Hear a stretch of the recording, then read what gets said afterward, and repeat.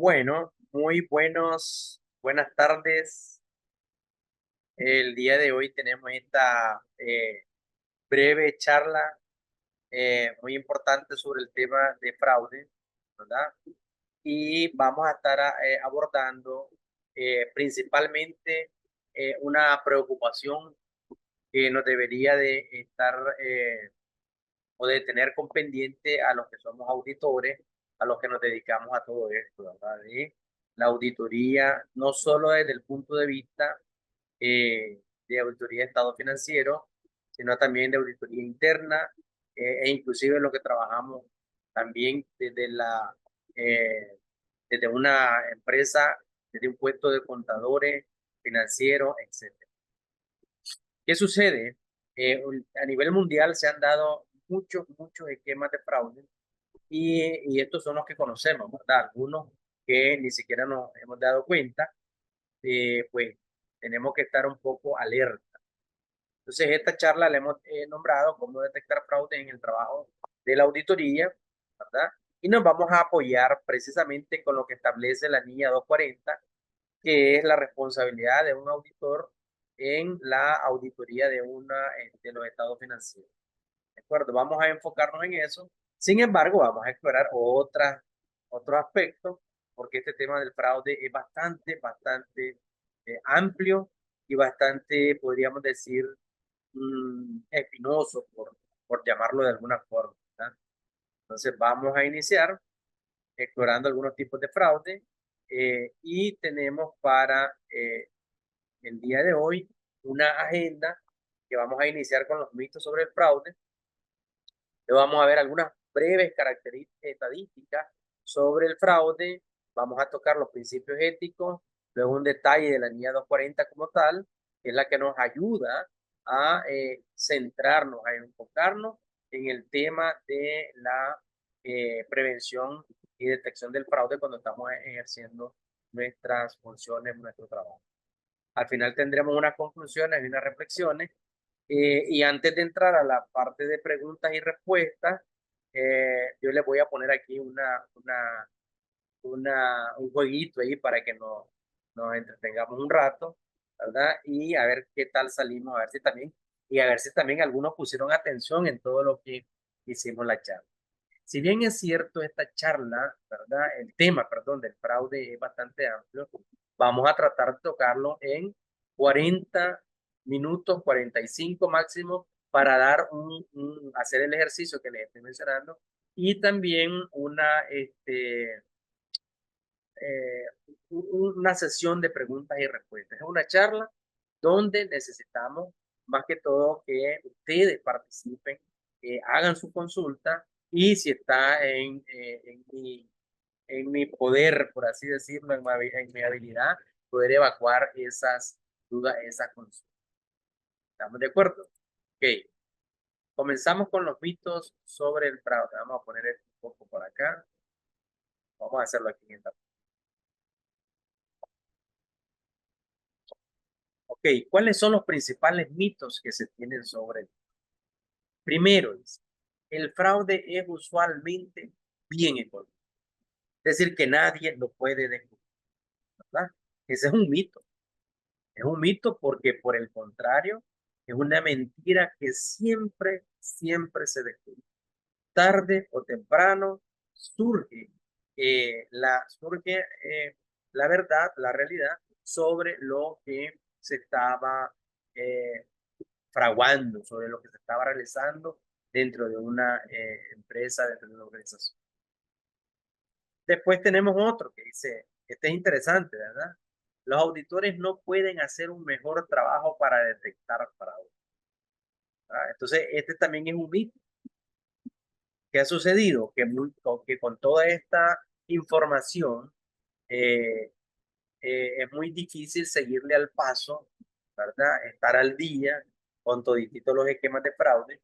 Y precisamente eso es lo que nosotros estamos tratando de contribuir, ¿verdad?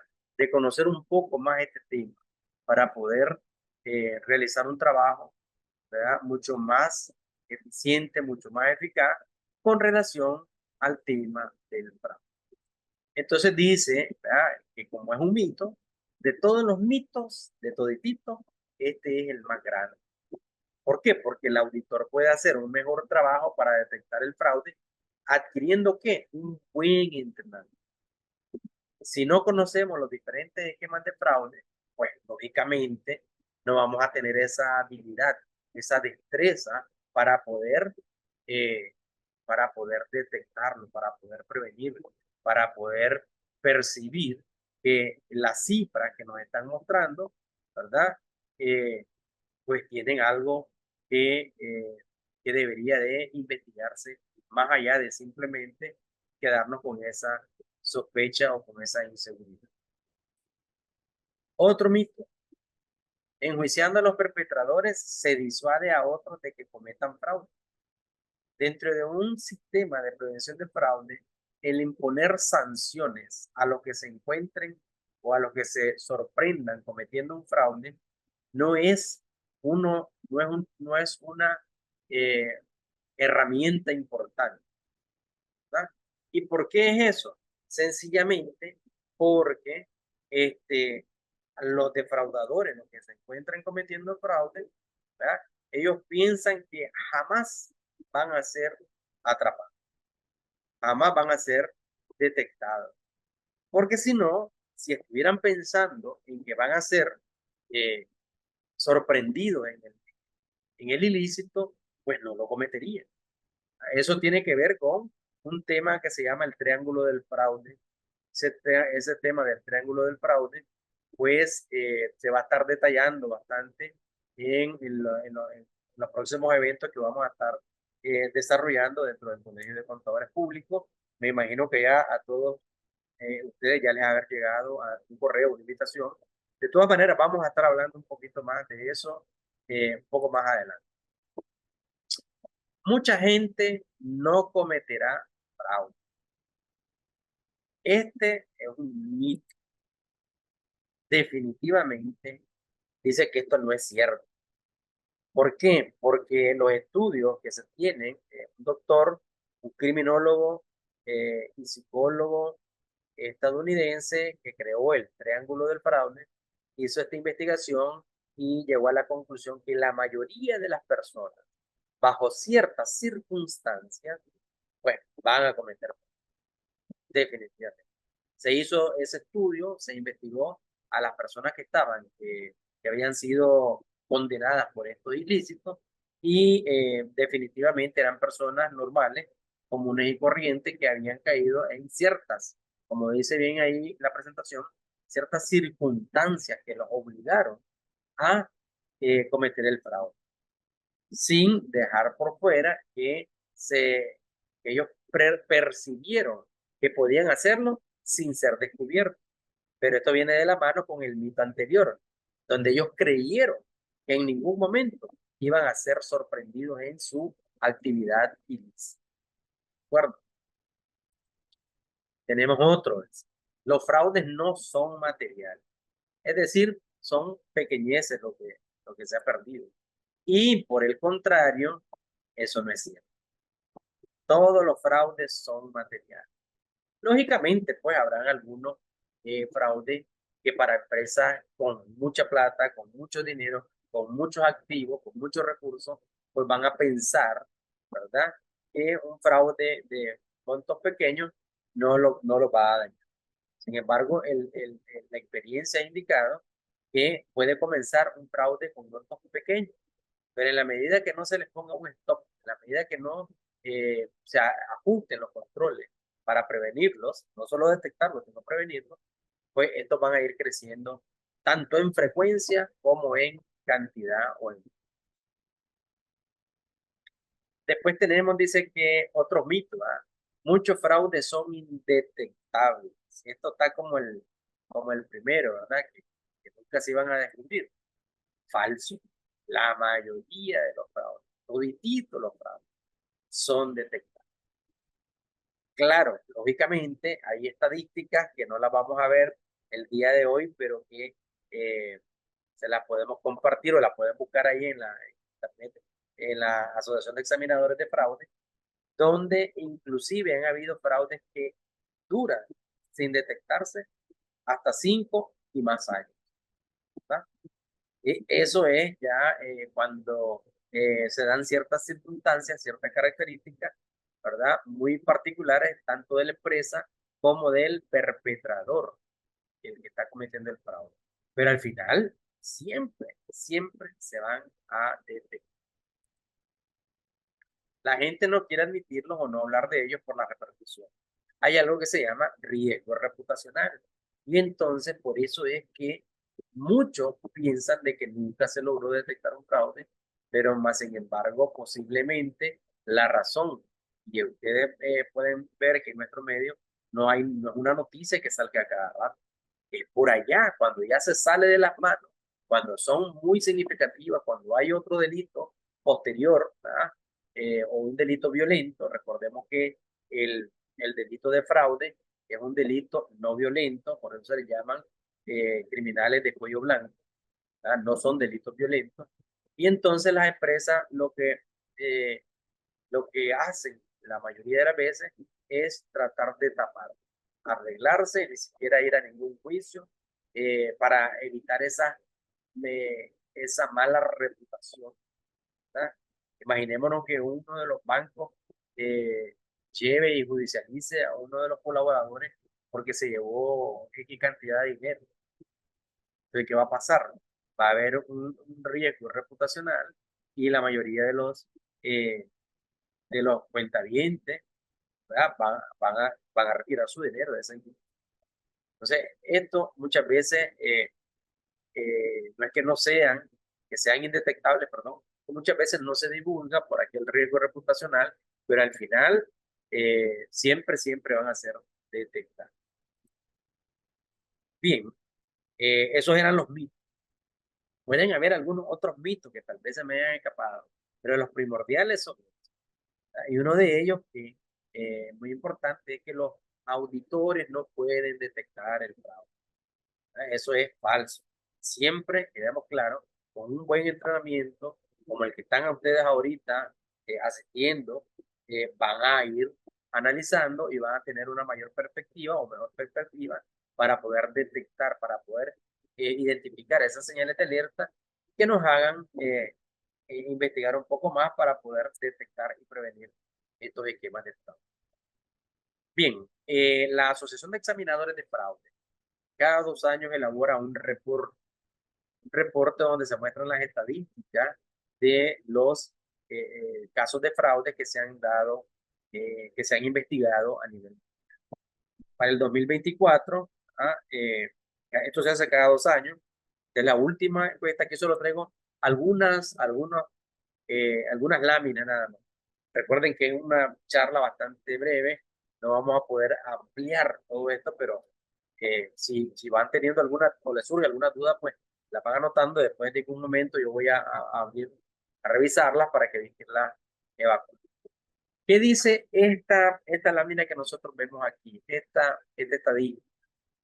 Dice que cuáles eran los controles antifraude más comunes que tenían las organizaciones donde donde se cometieron estos fraudes. Y primeramente tenemos que todititas utilizan como una herramienta para evitar el fraude el código de conducta en el 85%. Luego, ahí pueden ver ustedes con una marca, un recuadro en rojo, la mayoría de las empresas creen que al contratar una auditoría de estado financiero, esa es su mejor herramienta para prevenir el fraude. Como ya lo vamos a ver más adelante, en la auditoría en los estados financieros no se realizan con el propósito de prevenir o disuadir de que las personas cometan fraude. Sin embargo, se pone, o sea, las empresas, eso es lo que creen. Cualquier cosa que sospechan de algún fraude, voy a meter una auditoría, ya voy a hablar con el auditor. Y creen que es una auditoría, una simple auditoría de estado financiero. Como lo vamos a ver más adelante, recuerden que la auditoría de estado financiero, su objetivo primordial es emitir una opinión sobre la razonabilidad de las cifras que se muestran en los estados financieros. Su propósito principal no es detectar el fraude, ¿verdad? Entonces después dice que tienen, en tercer lugar está el Departamento de Auditoría interna con un 80% de las empresas en las que fueron o que se incluyeron en este survey, en esta encuesta. Revisiones, dice, o certificaciones de los estados financieros en el 77%, revisiones de la gerencia en el 72%, ¿verdad? Alguna auditoría externa sobre los controles y la reportería financiera, líneas calientes, lo que se llaman o líneas de denuncia, ¿verdad? No son las líneas calientes aquellas que estuvieron famosas en un tiempo por ahí. Estas se llaman, son líneas de denuncia, números privados que puedes notificar sobre un esquema de fraude de manera anual.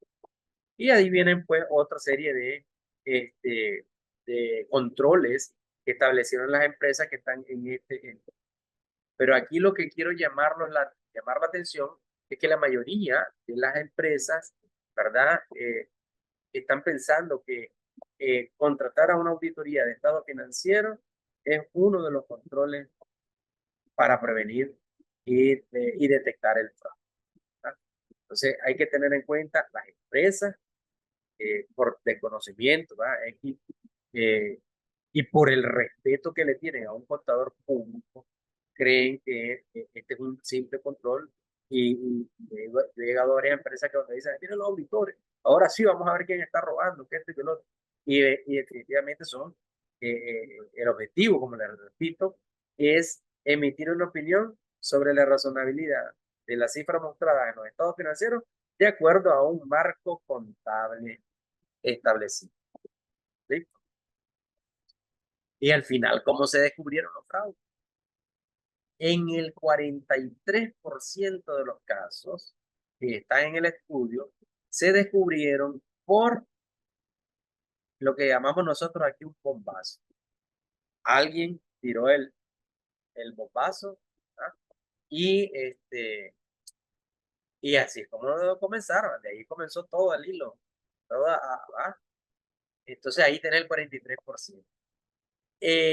Por el Departamento de Auditoría Interna, el 14%. Por revisiones de la gerencia, un 13%.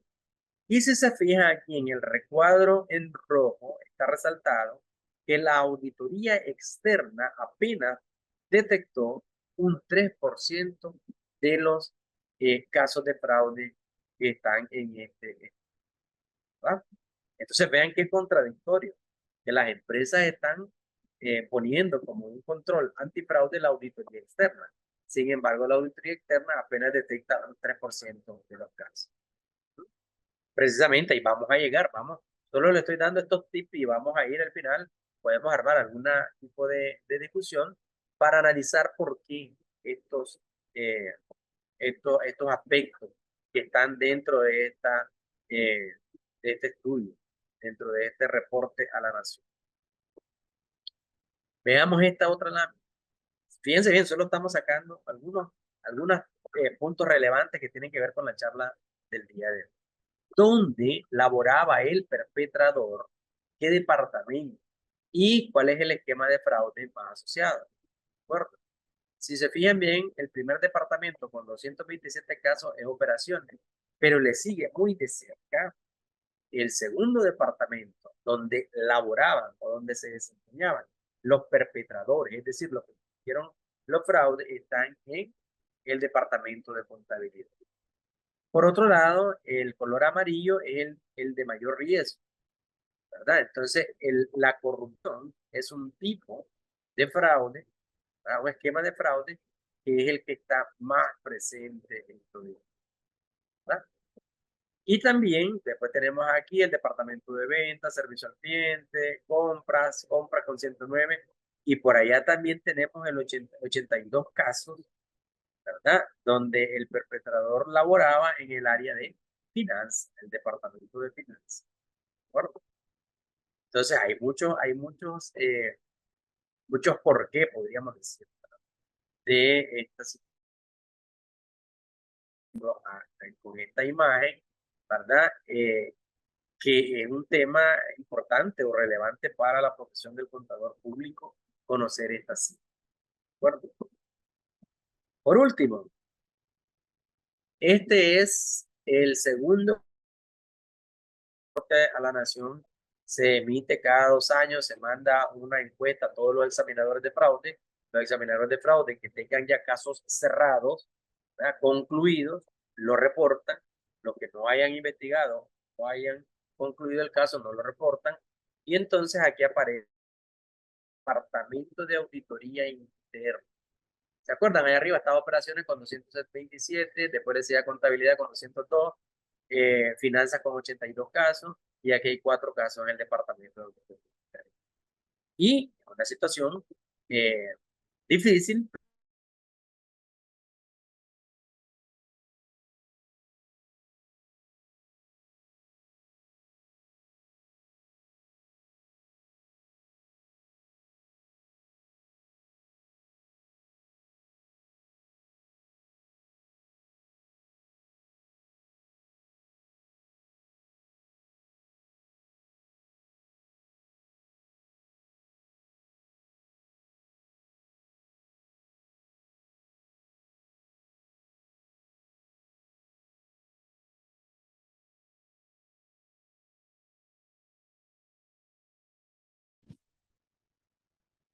A ver, parece que se desconectó, se había desconectado.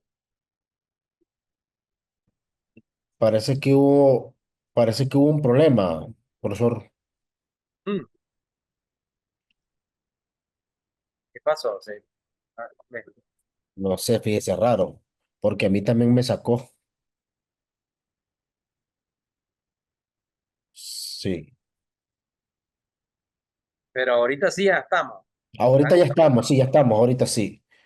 De hecho, todos los participantes no se desconectaron, parece que solo fuimos usted y yo.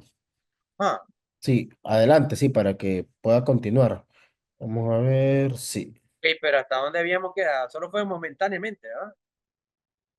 ¿Me escuchan todos los que están? Lo más como 30 segundos, profesor, Ah, ok, menos, tal vez. perfecto. Entonces vuelvo a compartir, pues. Ok, profesor, disculpe, sí. Vamos a ver qué pasó. Ok, no hay problema. Vamos a compartir.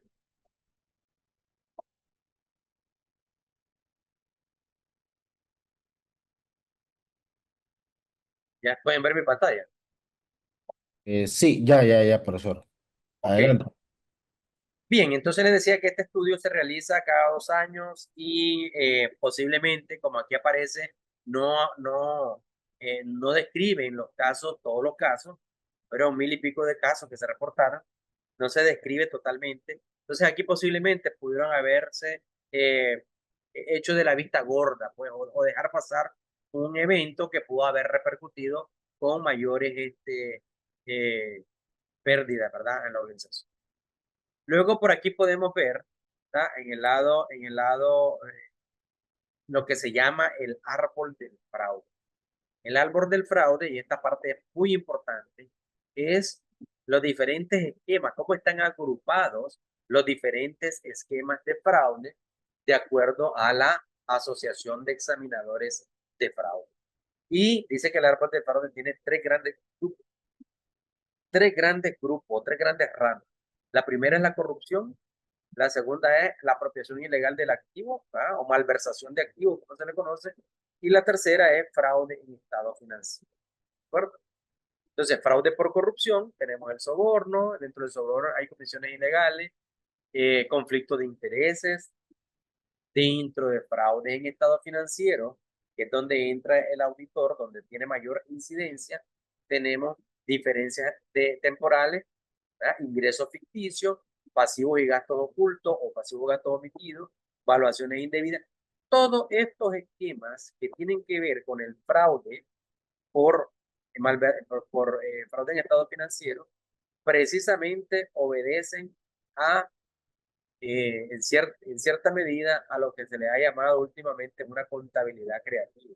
Es donde muchas personas que son bastante duchas, por así decirlo, en las normativas contables, buscan esos vacíos en la normativa, o cuando permiten diferentes métodos para cuantificar o para registrar una operación, y utilizan eso. Hay otros que son totalmente descarados, ¿verdad?, y hacen y maquillan su estado financiero, ¿verdad?, fraudulento de manera.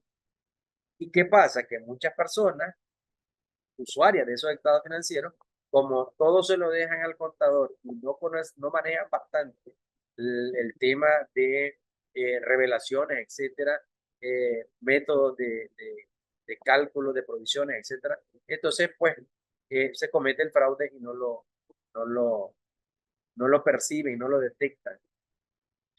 Y fíjense bien, aquí tenemos cuántos esquemas, 4 esquemas, aquí tenemos 5.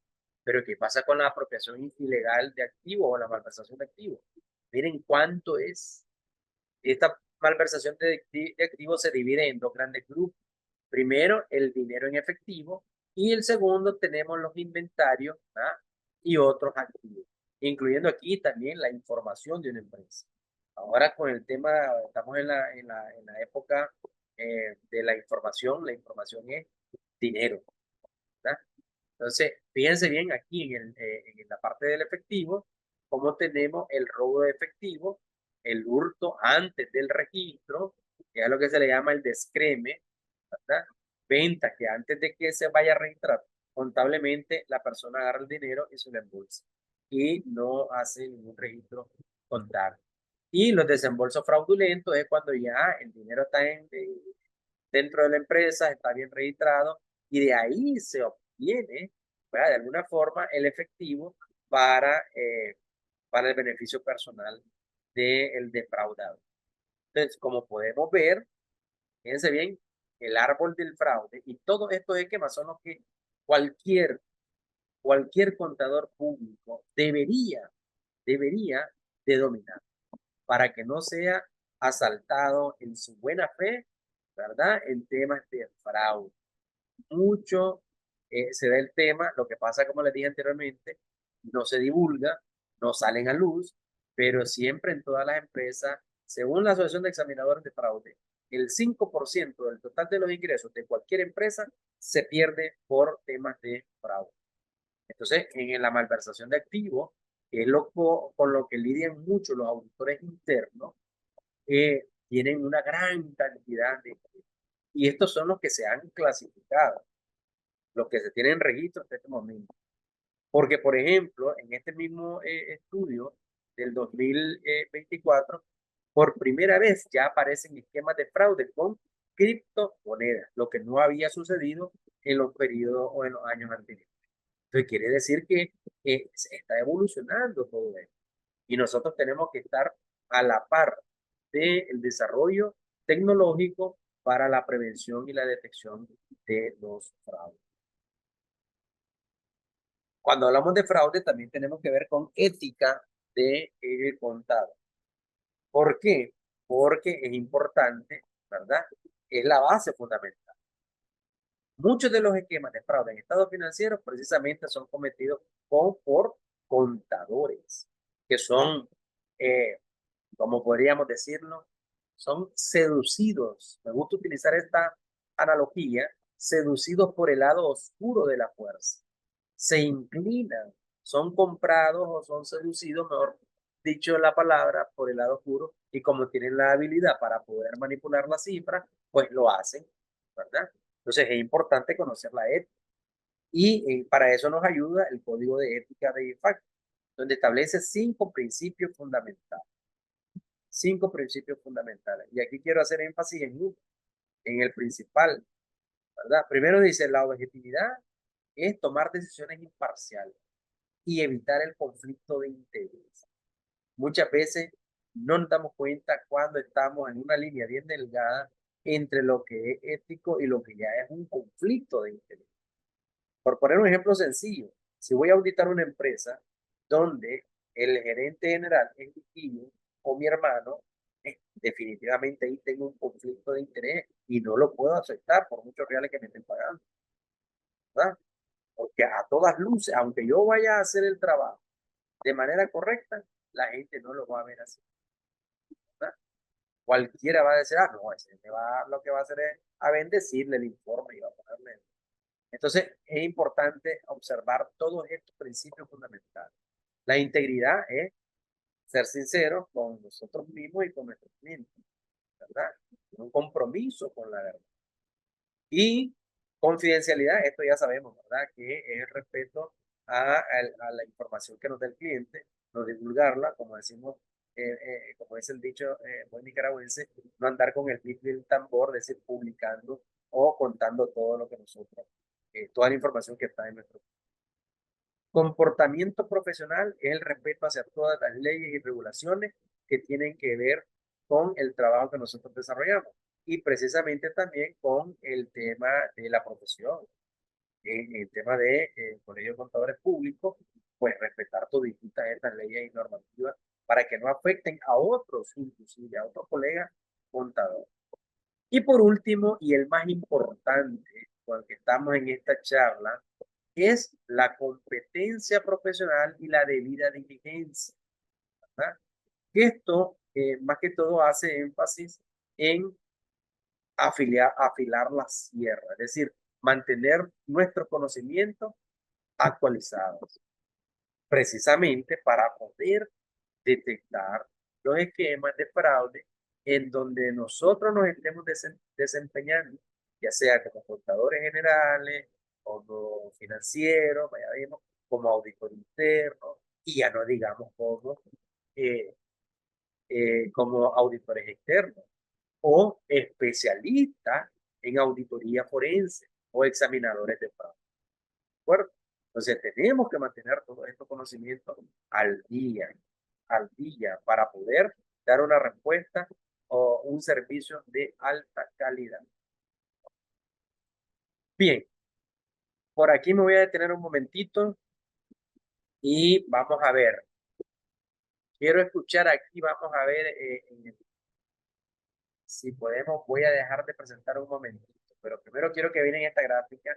Aquí hay un termómetro y dice, en una escala del 1 al 5, en donde 1 es poco ético, está aquí abajo, y el 5 es totalmente ético. ¿Dónde nos consideramos que estamos? Me gustaría hacer esto rapidísimo, un ejercicio rápido. Cada uno de ustedes, póngame en el chat su número. A ver, vamos a revisar cada uno.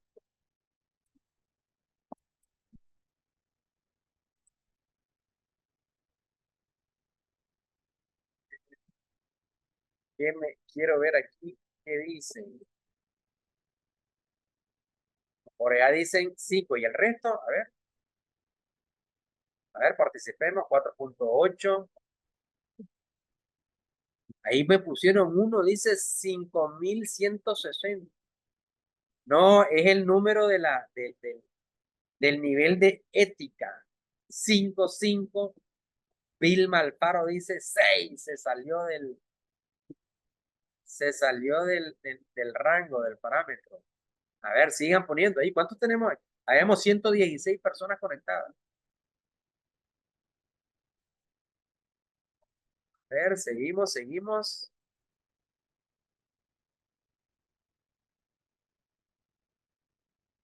A ver, ¿quién más? Ahí dice 4, Jonathan 4, José 5, María Elena dice 5, 4.99. Gerardo José Díaz dice, sí, 4.99. Perfecto. A ver, dice Allen Delgado, 4 por humildad, dice. Ulises 4.99. Ok, excelente, me parece muy bien. Bueno, ¿saben por qué estamos? Ok, muchachos, ¿saben por qué estamos haciendo esto? Ya les voy a explicar. Hay hay un libro que lo escribe Daniel Kahneman. Este señor ya falleció el año pasado, creo, el año pasado, en el mes de abril, por ahí, sí, el año pasado. Va a cumplir un año ahorita, como en abril. Falleció, fue premio Nobel de Economía. eh, Creo que él era psicólogo. Y estableció un libro que se lo recomiendo, se llama Pensar rápido, pensar despacio. Nosotros tenemos dos sistemas de pensamiento. Uno es el que pensamos, es el que utilizamos cuando pensamos, cuando ya nuestra mente ya lo tiene eh, bien definido. No necesitamos hacer cálculos muy, muy detallados. Por ejemplo, si yo les pregunto a ustedes, ¿cuánto es 5 por 5? Automáticamente todos contestamos, ¿verdad? Que es 5 por 5, 25. Sí, es así, fácil. Ajá, pero si ya le pongo una multiplicación que diga cuánto es 125 por 356, ya ahí uno se queda, espérate, déjame ver, y tenemos dos alternativas. Una, tomarnos el tiempo para ir a agarrar un lápiz y hacerlo, porque o en el peor de los casos, agarrar una calculadora y hacer los cálculos en la calculadora. O dos, como es tan demandante de recursos de nuestra mente, venimos y decimos, no, no lo va a hacer. ¿Ya? Entonces, ¿qué sucede? Este señor dice que en muchas ocasiones, por hacer uso de un pensamiento rápido, podemos caer en situaciones que no sean totalmente éticas, ¿verdad? Es decir, hay situaciones que nos van a poner a pensar. Y si por creernos, por pensar de que somos totalmente éticos, que tenemos, como dijeron por ahí, seis, esas situaciones nos puede llevar a cometer ciertos errores a la hora de tomar decisiones. Hay situaciones que es mejor pensarlas con calma y tomar la decisión más acertada. Esos impulsos pueden llevarnos a cometer algunos errores. Entonces, inclusive hay examinadores de fraude certificados que han cometido fraudes. Por eso les decía, uno de los mitos que vimos más adelante, al inicio, es que no todos van a cometer fraude. Lamentablemente, decíamos que cualquier persona, bajo ciertas circunstancias, comete un fraude. Eso lo vamos a estar viendo, les decía, en un próximo diplomado que se va a impartir en el colegio, donde tenemos una sesión completita sobre el triángulo del fraude, ¿verdad? Y por qué las personas cometen fraude. Si nosotros tenemos esas herramientas, pues se nos va a hacer más fácil dentro de una organización identificar a posibles perpetradores o personas que ya han cometido esquema de fraude y qué fue lo que los motivó a cometer. Entonces hay que tener cuidado, ¿verdad?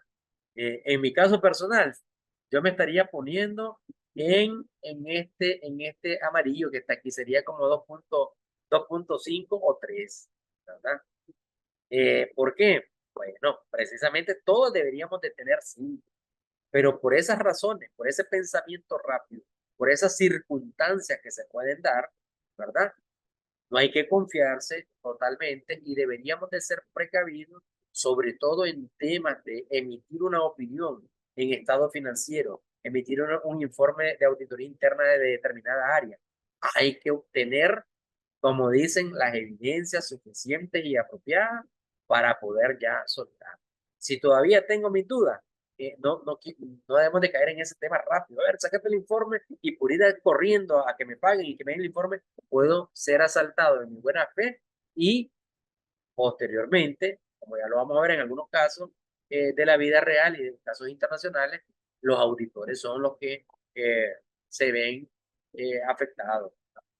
Por ejemplo, dice este señor, cuando uno escucha un sonido, estamos ahorita recibiendo clases y de repente se escucha un estruendo, automáticamente el cerebro, el pensamiento rápido, busca a dónde fue, qué pasó, qué fue lo que... ¿ah?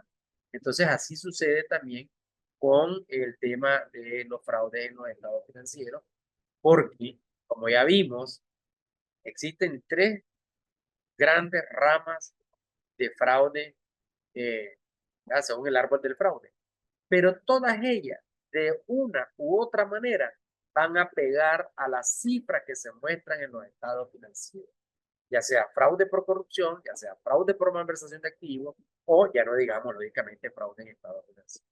Entonces hay que estar atentos, muy alertas a no confiarnos demasiado, inclusive de nosotros mismos, ¿verdad? Porque ya tenemos experiencia en esto, hay varios esquemas de fraude. Cuando yo fui financiero de una empresa, hay uno que se llama firma oculta, ¿verdad? El cheque oculto, perdón. que cuando uno firma los cheques, te ponen el montón de cheques ahí y no tiene firma libradora, y por estar presionado, que tenés que ir a una reunión, te meten ahí el fraude, perdón, el cheque fraudulento y uno lo firma. Entonces hay que tener bastante cuidado con esto, con este tema. ¿De acuerdo? Bien, seguimos entrando. Fíjense bien que les dije que ya se nos extiende el tiempo, dice que son 3. Vamos a ir apresurando un poquito el paso para después entrar a la parte de preguntas y respuestas. Decíamos que el fraude puede manifestarse como información financiera fraudulenta o malversación de activos. Es crucial, dice, diferenciarlo del error. La principal diferencia entre el error y el fraude es la intención. Nada más, con una sola palabra, es la intención. El error fue sin querer, se fue un dedazo, mientras que el fraude lleva toda la intención del mundo de, eh, de hacerle un daño a una persona o a una institución y obtener recursos ilícitos para el defraudador. El triángulo del fraude habla de la presión, la oportunidad y la racionalización. Dice, ayuda a comprender las motivaciones, es lo que les estaba diciendo anteriormente. En las clases en las que estamos, digamos, en el colegio, ahí detallamos, tomamos un buen tiempo a analizar lo que es cada uno de estos elementos del triángulo del fraude y también el rombo o el diamante del fraude, que es una versión mejorada por los auditores internos, el Instituto de Auditores Internos, donde hacen énfasis en la parte de la capacidad. ¿No? Decíamos que información financiera fraudulenta, la manipulación, la falsificación o alteración de los registros contables y la malversación de activos, que es apropiarse indebidamente de los activos de la entidad, cualquier tipo de activo, inclusive decíamos la información. ¿Cuáles son las responsabilidades del auditor? El auditor debe obtener seguridad razonable de que los estados financieros están libres de incorrección material debida al fraude. Y aquí hay una parte importantísima, que es el escepticismo profesional. Muchos de nosotros, ¿verdad? No hacemos uso del escepticismo profesional. Damos por sentado. Si vamos a revisar una conciliación bancaria, miramos, sí, solo miramos, están todas las firmas y ahí arriba dice que son 100,000 pesos el saldo del banco y el saldo de la empresa 100,000 pesos. Pues sí está bueno. Eso no es ser escéptico. El escéptico es agarrar esa conciliación, volverla a hacer o realizar los cálculos, ¿verdad? Y validar que efectivamente las partidas de conciliación se le dan seguimiento, etcétera, etcétera, etcétera. No asumir que la información que nos está llegando a nuestras manos está bien, sino todo lo contrario. Someter esa información a las más rigurosas pruebas. ¿De acuerdo? Entonces dice que el escepticismo profesional durante toda la auditoría es tener una seguridad razonable. No hay una garantía absoluta, pero un alto nivel de seguridad. Hasta que yo me siento seguro, puedo soltar el informe, puedo decir que sí, ya validé que esa información, que esas cifras son correctas. El escepticismo profesional es una mente inquisitiva, es una evaluación crítica de la evidencia. Y tenemos que identificar y evaluar los riesgos, conocer el para detectar irregularidades. ¿Qué sucede muchas veces cuando entra un equipo grande a una empresa grande con el equipo de auditoría? Que muchas veces ni siquiera se comparte información de los posibles hallazgos que tengamos en cada una de las áreas que estamos revisando. Y como muchos de ustedes sabrán, todas las áreas tienen relación. Si estoy revisando ingresos, de alguna manera me va a pegar o con el efectivo o con las cuentas por cobrar. Si estoy revisando los costos, esto me va a afectar directamente inventario y así hay muchas partidas que se relacionan, ¿verdad? Y que nos pueden dar algunas señales de alerta para detectar los esquemas de fraude. Procedimientos de valoración del riesgo. Dice la norma, la guía 240, que si bien es cierto, la auditoría de estado financiero, su objetivo no es detectar el fraude, no dice así directamente. Ya dijimos que el objetivo es emitir una opinión, sin embargo, debemos de valorar todititos los riesgos de fraude en esa empresa, en esos estados financieros. Porque ¿cuál es el mayor riesgo que puede cometer un auditor externo? Emitir una opinión totalmente equivocada. ¿Por qué? Porque no valoramos los riesgos y porque no sometimos todas las pruebas a la más rigurosa prueba, toda la información a la más rigurosa prueba, ¿verdad? Fuimos por encimita, como dicen, ¿ya? Y entonces ahí sí tenemos problemas. Y al final ni siquiera documentamos lo poco que revisamos. Entonces ahí sí tenemos serio problema y es donde hay que enfatizar, ¿de acuerdo? Hay que hacer las discusiones con el equipo, compartir la información, ¿verdad? Muchas veces uno tiene una óptica y el otro auditor, la otra persona que está revisando otra área, pues pudo haber encontrado algo sospechoso, ¿verdad? Pero no, muchas veces lo que hacemos es, no, ya que salgamos de aquí, ya, vámonos, y comenzamos a chequear y a poner, sí, todo está bien, ¿verdad? Hay que obtener indagación con la dirección de qué, de aquella posible información que no nos haga clic, como decir. Y una vez que hacemos la valoración de los riesgos, aplicar esos procedimientos para llegar a una satisfacción de que esa información está libre, como decimos en buen nicaragüense, libre de polvo y paja. Identificación de los riesgos de fraudes. Primero, el reconocimiento de los ingresos fraudulentos. La mayoría de las empresas donde hay incentivos por alcanzar algunas metas van a tener algún elemento de riesgo de fraude, ¿verdad? Por ese incentivo, ¿verdad? Si bien es cierto, a los empleados de menor rango, lo que los impulsa es la presión, una presión económica insatisfecha de tener más recursos, porque no le alcanzó con la quincena su salario. Sin embargo, en los más altos niveles lo que tienen es un incentivo para cometer fraude ¿por qué? Puede ser porque tengan una comisión por venta, porque si no alcanzan los resultados lo van a correr, ya no va a ser el jefe, ¿verdad? El que está arriba dirigiendo toda la operación, porque no pudo implementar una estrategia de ventas y no alcanzó esos niveles de venta, y para que no lo señalen, ¿verdad? Y aquí me decía uno de los estudiantes de una maestría, profe, eso que me está diciendo, dice, es lo que sale en la novela, dice, de Betty la Fea. Sí, le digo, bueno, yo no la había visto, pero así es, pues, está ganando tiempo para alcanzar los niveles o las metas propuestas, que muchas veces son agresivas, etcétera, etcétera, etcétera. Otra parte importante es las estimaciones contables que son irregulares. Este es el caso de Enron, ¿verdad? Las estimaciones contables irregulares fueron lo que pasó con Enron. Hacer estimaciones que son bien complejas, donde la contabilidad se supone que debe ser más sencilla.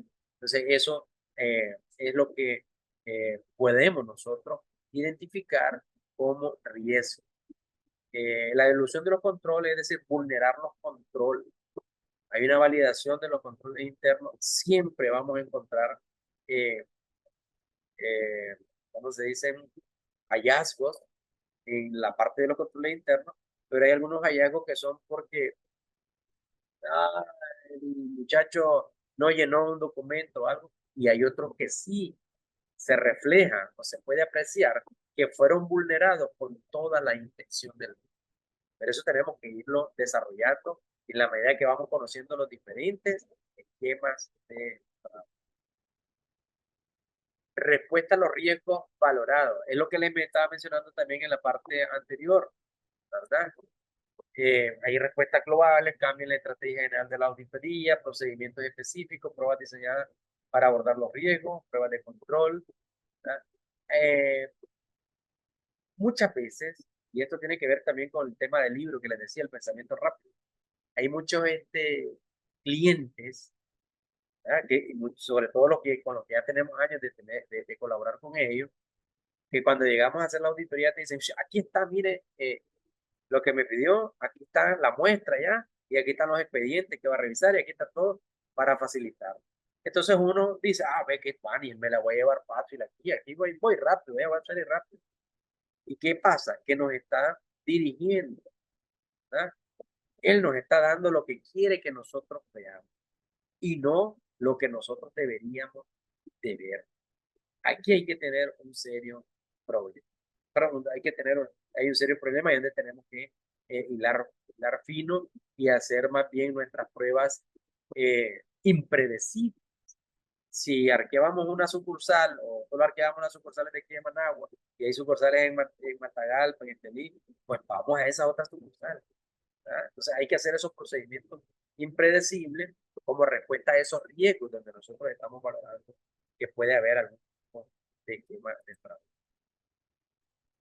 Evaluación de la evidencia de auditoría. Así que la revisión analítica al cierre, la evaluación de los asientos de diario y el análisis de estimaciones son vitales. ¿Verdad? Evaluar, por ejemplo, la revisión analítica al cierre, identificar tendencias inusuales y estas tendencias que sean inusuales, automáticamente hay que consultarla con la alta gerencia. ¿Por qué ese día? Si una alta gerencia, no sé, se te encoge de hombre, ahí se donde estaba gerenciando.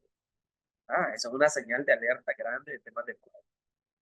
Evaluación de los asientos de diario, buscar ajustes inapropiados, ajustes con cifras cerradas al final del periodo, cuando se hagan el montón de ajustes, ajustes que no tienen un sentido, ¿verdad? Contable razonable, por así decirlo, ¿verdad? Y el análisis de las estimaciones para que estas estimaciones no estén sesgadas, no estén, ¿verdad? Uno puede percibir cuando ya tenés algún tipo de conocimiento en esquemas de fraude, de que una empresa puede estar generando un asiento de ajuste por estimaciones contables con el propósito de alcanzar un nivel en las utilidades. Entonces, todo eso nosotros tenemos que tenerlo claro y considerarlo a la hora de hacer nuestro desempeño y nuestro trabajo. Y comunicación del fraude, la comunicación de la dirección a los responsables del gobierno y a las autoridades reguladoras es obligatoria. Aquí hay una simple excepción, que cuando la dirección es la que está involucrada en el fraude, lógicamente no le va a ir a servir en bandeja todo eso, ¿verdad? Hay esas excepciones. La misma línea 240 nos dice que hay que valorar cuando el fraude está bien montado e inclusive el continuar prestando nuestro servicio, ¿verdad? Si no tenemos algo que nos obligue o un instrumento, consultar inclusive con nuestros abogados para ver cómo nos podemos retirar del encargo, del compromiso, sin que se afecte nuestro trabajo, nuestra reputación, etcétera. Pero sí debemos de estar primero comunicándonos directamente con la dirección, ¿verdad? No hay que pensar que la dirección está libre de cometer fraude. Siempre tenemos que tener ese escepticismo profesional, ¿verdad? Para poder hacer nuestro trabajo muy eficiente. Y comunicación con los reguladores. En este caso, la norma habla de los reguladores cuando hacemos auditoría a empresas que tienen un ente regulador y al cual en determinado momento nos puede venir a pedir nuestros papeles de trabajo, ¿verdad? Sobre el trabajo, la auditoría que podemos realizar. También la norma nos establece que hay que documentar apropiadamente toditito lo que tiene que ver con el tema de fraude, con los riesgos asociados, con los procedimientos que hicimos para valorar esos riesgos de fraude, para alcanzar ese confort de auditoría. Es importante dejarlo bien documentado porque a la hora de que no se detecte el fraude por la auditoría y que quieran a perjudicar, por así decirlo, al auditor por el trabajo, porque sea incompetente o algo así, únicamente le mostramos nosotros los documentos, ¿verdad? Todas las procedimientos, la valoración del riesgo que se hizo y posiblemente, acuérdense que la auditoría de estado financiero es una auditoría que se hace en base a muestras, ¿verdad? Y si no cayó, digamos, la factura o el cheque fraudulento dentro de nuestra prueba, pues nosotros tenemos que tener eso bien documentado. ¿De acuerdo? Entonces decimos que incluir en las comunicaciones sobre el fraude y la documentación las decisiones que se van a tomar de seguir o no, o ampliar las muestras, las pruebas, etcétera, y pues como decíamos, la respuesta a eso. Ok, antes de ir a una conclusión y unas consideraciones finales, porque se nos extiende el tiempo, quiero que veamos algo, hagamos un ejercicio rápido.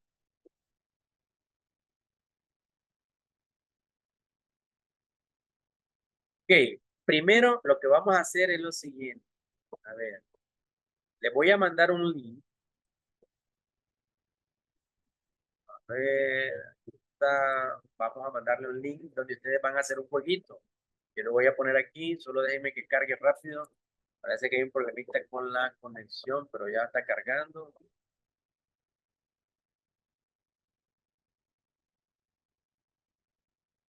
Ok.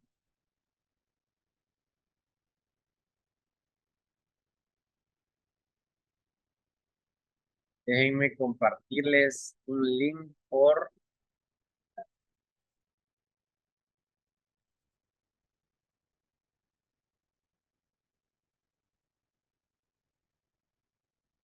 Tienen un link. Revisen en el chat.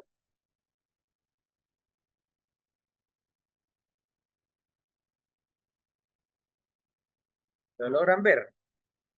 Van a entrar a ese link. Si les pide un código, van a introducir el código que estoy presentando en pantalla ahorita. Dice que tenemos 121 participantes. A ver, vamos a hacer un jueguito rápido, unas preguntitas rápidas para ver si están poniendo atención y después hacemos el debate. Dice aquí que son las 4 puntos. A ver, tenemos uno. Hagamos esto en unos 5 minutitos. ¿Lograron ver el link o no? Ya está el primer participante, dice David. A ver, los del resto, no me digan que se fueron a dar su vuelta. Ya vamos a concluir, no se preocupen. Adelante, adelante. Bueno, mientras van entrando, quiero ver si puedo entrar a una.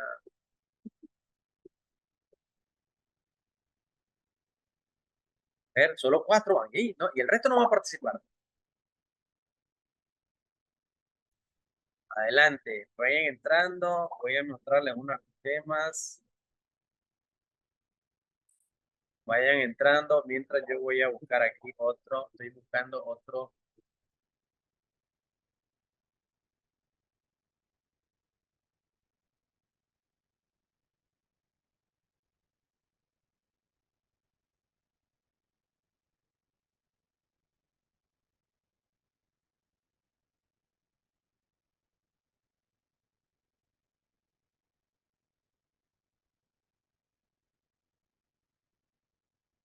A ver, ¿cuántos van? ¿Cuántos van?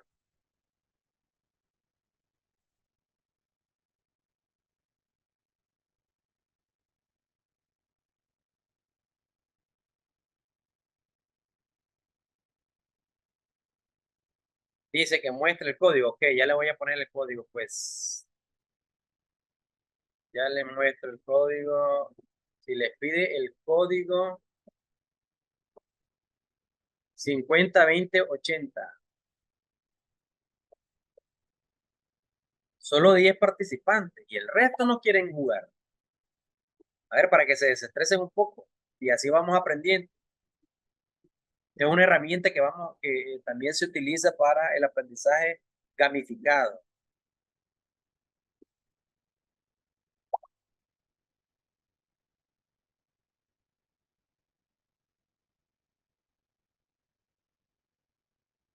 No sale el link. Y no, si le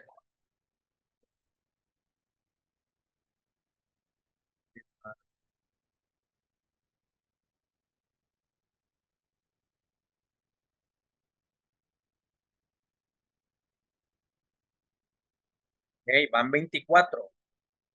Por lo menos lleguemos a los 30, pues. Son 122 participantes.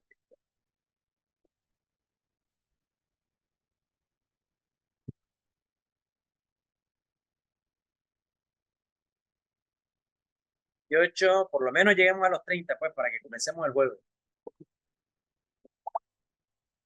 Ahora sí, vámonos. Empezamos.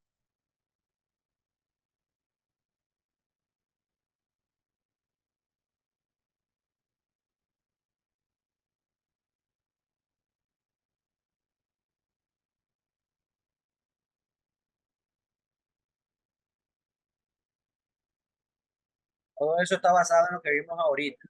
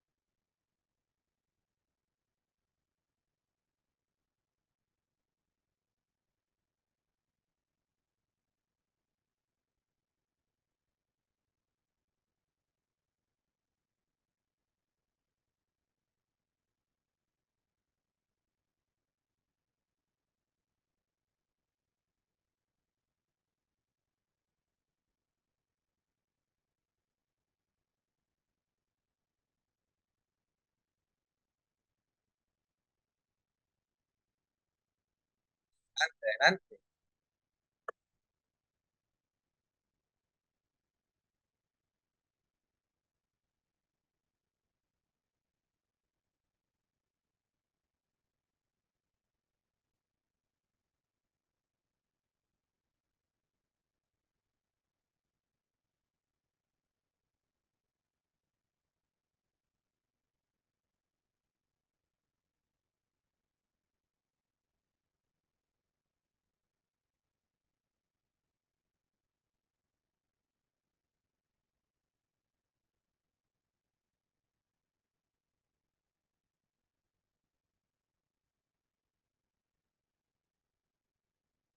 Pueden ver en mi pantalla la puntuación, cómo van. ¿Eh? Dice que Larry, Grace, Moisés Guerrero, David, están en los primeros lugares. Ok, vamos a dar un par de minutos más para ya cerrar o finalizar la.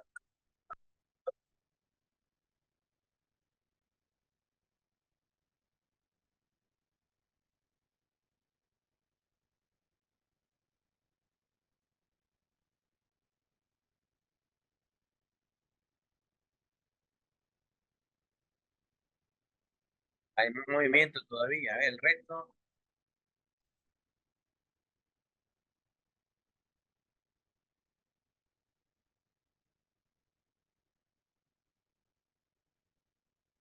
Ahí van, ahí van, ahí van. A ver, adelante.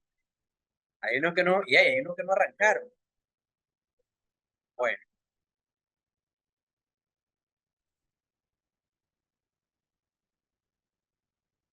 ok, un minuto más y penalizamos.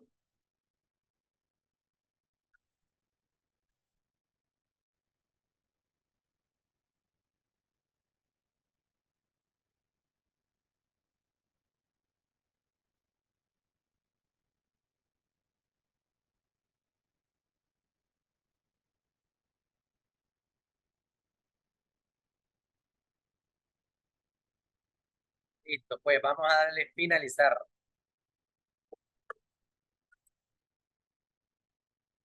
Miren, Larry dice, en primer lugar. ¿Qué les pareció ese? ¿Qué les pareció ese jueguito? ¿Ah? La forma de aprender gamificada que le llaman hoy día. ¿Mm? O sea, ahí están todas las preguntas, miren, contestadas correctamente, 10 de 10 puntos, ahí están las calificaciones. Alex, segundo lugar. Acuérdense que esto tiene que ver con la precisión y con el tiempo. ¿De acuerdo? A ver, pónganme en el chat los que participaron, ¿qué les pareció? Ah, bueno, buenísimo. Solo 3 preguntas salieron. No, bueno, tal vez entramos más tarde. Bien, esas son las herramientas que estamos utilizando. Por aquí voy a presentarles otro. Vean este video también, dice. Todo esto tiene que ver con inteligencia artificial. Es el reto que tenemos para los próximos días. A ver, vamos a ver si aparece algo bueno ahí, a ver qué le parece esto. Solo por estar participando en este evento, les estoy acreditando $1.000.000 a cada uno para apoyar a mi amigo Roger Osorio. Sea inteligencia artificial. ¿Qué les parece? También se pueden crear mensajes de voz, etcétera, una serie de herramientas que nos permite la inteligencia artificial y que va a permitirle precisamente a los defraudadores poder realizar diferentes esquemas haciendo uso de estas herramientas. Una parte que está limitando estas herramientas es que ellos hacen su uso, ¿no? ¿Cómo le llaman?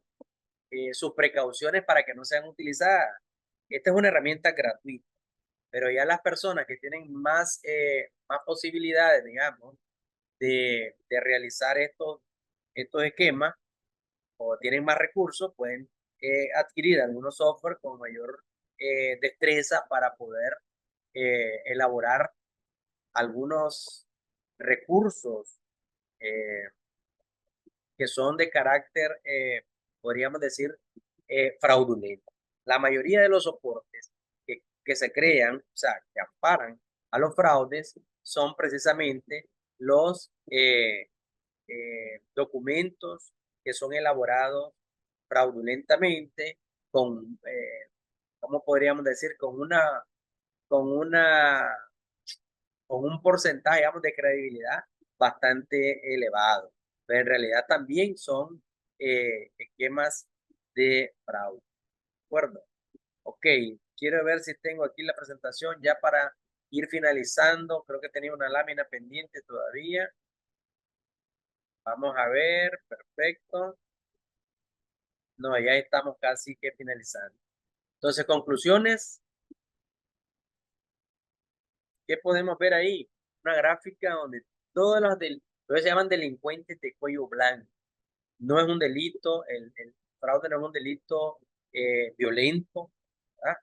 Es un delito que se comete, digamos, con otras herramientas más sofisticadas y por las cuales nosotros debemos de estar preparándonos constantemente. Caso de Enron, estimaciones contables que son para seguir estudiando. Uno de los casos más relevantes que tenemos para estudiarlo y seguir analizando. ¿Ah? WorkCom también es otro de los casos que tiene que ver con el tema de estado financiero y este aquí, por ejemplo, fueron capitalización de gastos. Todos esos esquemas nosotros los vamos a estar viendo próximamente en un diplomado que vamos a estar realizando en el colegio. Parmalab, aquí fue falsificación de serie de documentos y también de confirmaciones bancarias. ¿De acuerdo? Y el último, el más relevante que ha afectado a toda Alemania, es el White Card. También este último caso tiene o puso en tela de juicio el desempeño de una de las 4 grandes firmas de auditoría, ¿verdad? Donde supuestamente no ahondaron, ¿verdad? No ahondaron en los procedimientos para detectar que se estaba dando un fraude de seria magnitud. ¿De acuerdo? Ok, ahora sí podemos entrar a la parte de las preguntas y respuestas. Vamos a ver para que hagan sus preguntas. Vamos a revisar entonces. Le, le puedo habilitar el micrófono si quiere, profesor. Ok, perfecto. Bueno, voy a dejar de compartir ahorita para los que tengan Bien. ahí alguna pregunta, podamos debatir. Recuerden que esta es una charla técnica donde los protagonistas o los principales son ustedes. Ok, a todos los participantes, ¿verdad? Que tenga una consulta, levante la mano. Ahí con la opción de levantar la manito, yo les habilito el micrófono para que le hagan la pregunta directamente al maestro. No hay preguntas, no hay dudas. O, a ver, en el chat, a ver, quiero ver, en el chat no me fía muy bien. Aquí tenemos, dice, puede poner la diapositiva anterior. Ok, un usuario que no tiene nombre, dice, le vamos a habilitar, le vamos a permitir hablar. No sé por qué no se puso nombre. Vamos a ver. Hola, hola. Si alguien tiene una pregunta, levante la manito, por favor. Ok. Adelante, ya le habilitamos el micrófono.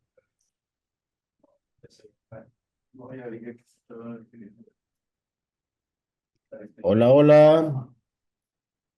Tiene el micrófono, sí, apagado. Sí, lo tiene apagado el micrófono, estoy viendo. Ok, por aquí piden conclusiones y consideraciones finales. Perfecto. Miren, las conclusiones es lo siguiente. No podemos, quienes han visto o conocen la, un estudio que se hizo del gorila invisible. ¿Alguien lo ha visto o no lo ha visto? Pónganme por el chat ahí si han visto el del gorila invisible.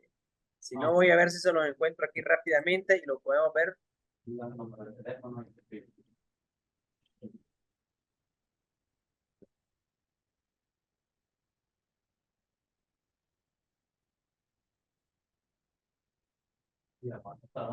Nadie se acuerda, nadie lo ha visto.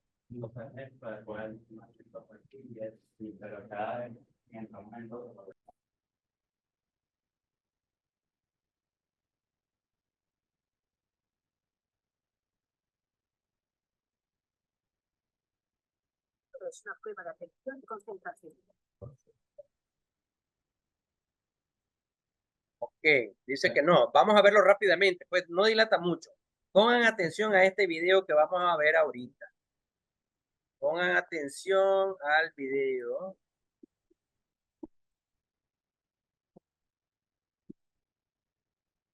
Cuenta los pases del equipo blanco.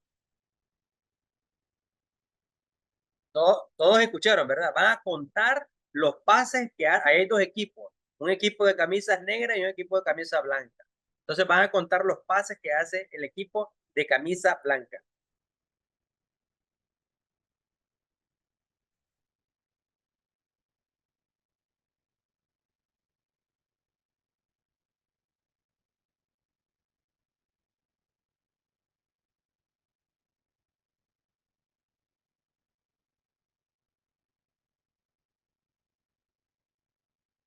¿Cuántos has contado? Ok, a ver, ¿cuántos pases contaron ustedes? ¿Qué me dicen? A ver, pongan en el chat rápido. ¿O no los contaron? 10, 13, 14, correcto. A ver, ¿quién es más? El resto, 12, 15. Hay uno que se está acercando. Ah, Alejandro Mendoza dice 17. Casi, casi. A ver, el resto y el resto.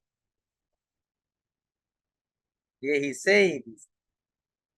Ahí está, dice Alan, yo vi. Estoy por 19. Ok, 17.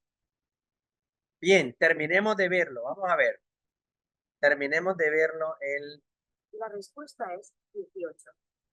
Pero, ¿has visto al mono bailarín?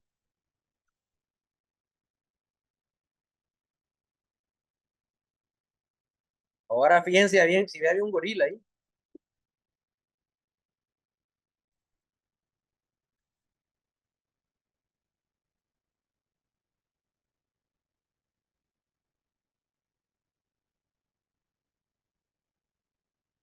Ahora sí lo vieron.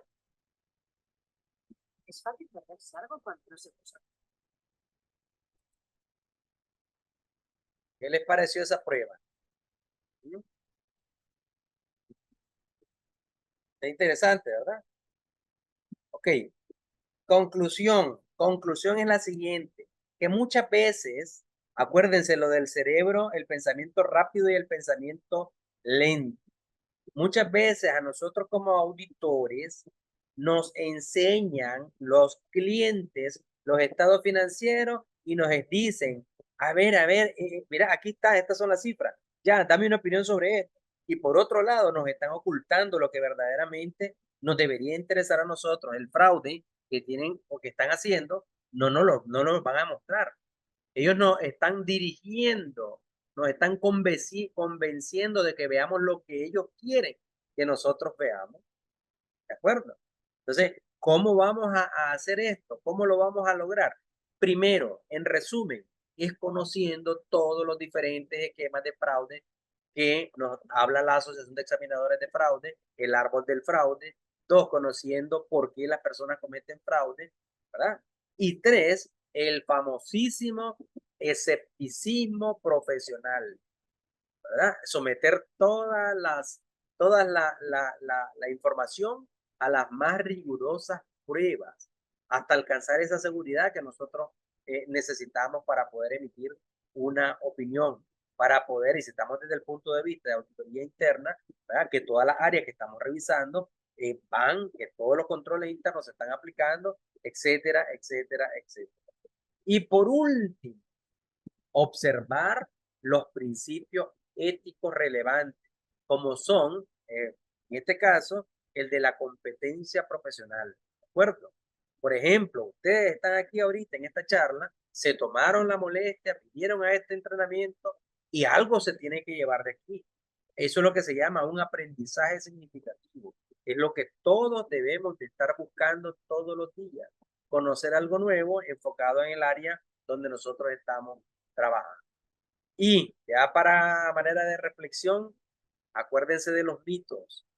No creamos de que como es el gerente general, como se supone que él ya tiene reales, no necesita cometer un fraude. Hay que quitarnos esa percepción, ¿verdad? Cualquier persona puede cometer un fraude cuando se encuentra bajo ciertas circunstancias. ¿De acuerdo? Ok, perfecto. ¿Qué más? A ver qué tenemos aquí. El índice del material. Preguntas, dudas, si no para ir cerrando, entonces, ya vi que no, era una clase, una charla de una hora y ya nos pasamos 23 minutos.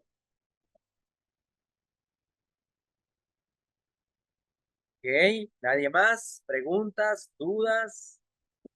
De todas formas, recuerden que a través del colegio se va a estar impartiendo un diplomado en los próximos meses, donde vamos a estar abordando toditititos estos temas de una forma más amplia, para que se pongan de acuerdo o en contacto con el colegio y podamos establecer una comunicación en torno a estos temas y poder ir aprendiendo un poco más sobre el tema del fraude, su prevención y para detectarlo.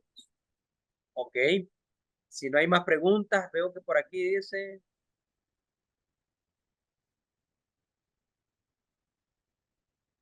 por aquí hay una pregunta, dice, a ver, que cuál es la diferencia entre pensar rápido y pensar despacio. Ok, sí, lo que pasa es de que eh, en este, en este tema el libro, lo que enfoca es que cuando uno piensa rápido, lo hace pensando de que es una buena idea hacerlo de esa manera, ¿verdad? Ni siquiera pensamos. En el caso que le puse del ejemplo del gorila, la instrucción fue, cuenten cuántos pases hace el equipo y todo el mundo se fue y se enfocó a eso. Entonces, el cerebro dice, el pensamiento, el sistema de pensamiento rápido dice, esto está fácil, pan comido, voy a contar, y se centró en otra cosa. Un pensamiento más lento es esperar, a ver, ¿qué es lo que vamos a ver aquí? ¿Qué es lo que estoy viendo? Analizo, ¿verdad? Me tomo mi tiempo y eso me permite tener otro enfoque, ¿verdad? El libro es interesante, sería tratar de explicarle en un minuto, 2 minutos, todo lo que dice el libro está difícil, ¿verdad? Yo les sugiero que le demos una leída, que está también en audiolibro, lo pueden buscar ahí, de Daniel Kahneman, un audiolibro, y cuando vayan al trabajo, cuando vayan, se ponen a escucharlo y van a ver qué interesante que es. ¿De acuerdo? Ok, perfecto. Bueno, por mi parte, si no hay más, pues por ahí lo dejaríamos. Yo les agradezco a todos ustedes el haber tomado su tiempo para atender esta charla y pues nada más agradecerles. Muchísimas gracias por su participación y estaremos ahí en contacto siempre. Ok.